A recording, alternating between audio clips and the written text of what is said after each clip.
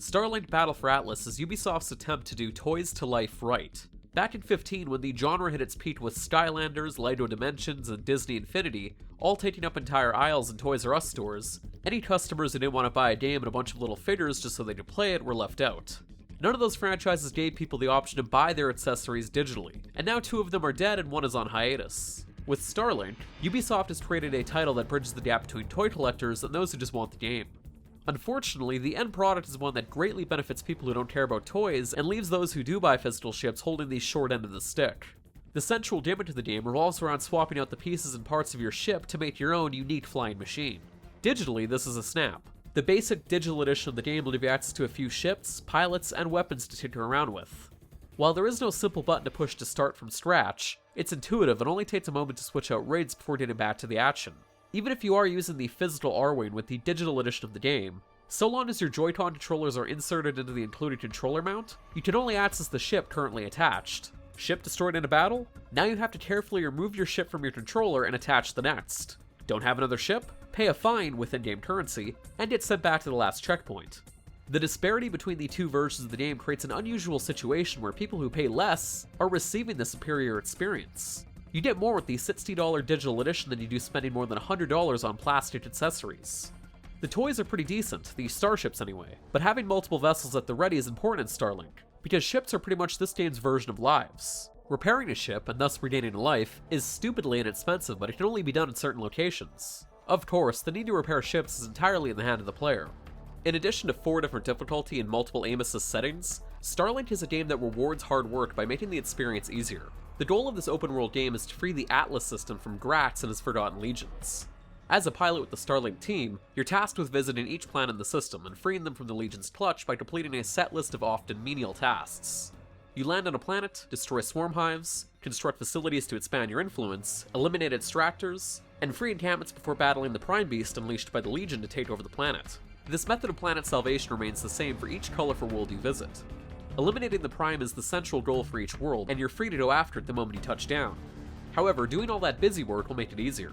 When you construct a facility on a fallen hive, one of the options you have to build is an armory. An armory will recruit other pilots to patrol the planet and help you in battle. With an armory, you can more easily take down extractors. Take down enough extractors, and the Prime roaming the planet's surface will decrease in power. A full power, insert powerful Prime name here, has 4 phases to its fight, making for a long and exhilarating battle. A basic Prime, depleted of all its power from destroyed extractors, can be taken down in less than 90 seconds. This hard work extends beyond terrestrial matters as well. Eliminating primes from planets will decrease the power of dreadnoughts sent by Gratz to take over the worlds of the Atlas system. Each dreadnought is powered up by 2 primes, and once those are eliminated, the battles against these massive ships becomes a lot more manageable. Fighting against these dreadnoughts is an absolute blast. In fact, the combat across the board is pretty damn entertaining. Whether you're taking down a group of outlaws after being ensnared in a hyperdrive trap, or doing battle with various Cyclops the Legion unleash on every planet, Starlink is at its best when players are killing something. These battles can get quite intense, and the Switch hardware does an extraordinary job of keeping framerate drops to a minimum when either docked or in handheld mode. It's incredibly fluid, and Ubisoft Toronto absolutely nailed the controls for different types of combat. You have full control of your spacecraft, and enemies can come at you from any direction. When gliding across a planet's surface, your ship controls like a hovercraft, letting you move in all 360 degrees as you dodge incoming attacks or circle a foreign creature as part of a fauna scan. Fauna scans are just some of the busy work Starlink has to extend the life of the game. Each facility you build will come with its own set of missions to undertake, but there are only a small handful of different mission types that can grow tiresome long before you land on your second planet. For as much work as Ubisoft Toronto put into making each of these worlds distinct from one another, using the power of the Snowdrop engine to create some truly captivating landscapes, not enough work went into making each planet unique.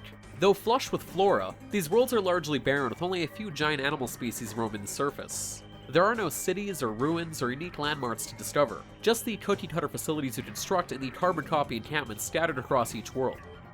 We would be remiss if we didn't touch on the Star Fox features found in the Switch version of Starlink. To put it bluntly, it's a pretty small portion of additional content. There are a handful of missions scattered across a few of the planets that can be completed in less than 2 hours. Ubisoft Toronto did a decent job of including Fox and friends in the game's story, having them present from the very start of the campaign. Eventually, they set out on their own, but they'll occasionally pop up in your con system to remind you of the missions at hand. While the work that went into fully voicing the Star Fox crew and creating custom cutscenes for the Switch version of the game is admirable, there really isn't any Star Fox influence in the exclusive string of missions. Each one plays more or less like the rest of the game, and while the final battle of Wolf's Lair is arguably the best space fight in the entire package, the soul of Star Fox is completely absent. You can replace Star Fox with just about any other sci-fi franchise and still get the same experience. Starlink Battle for Atlas is a good game, but it's robbed of greatness by a lack of ambition and terrible toys-to-life implementation.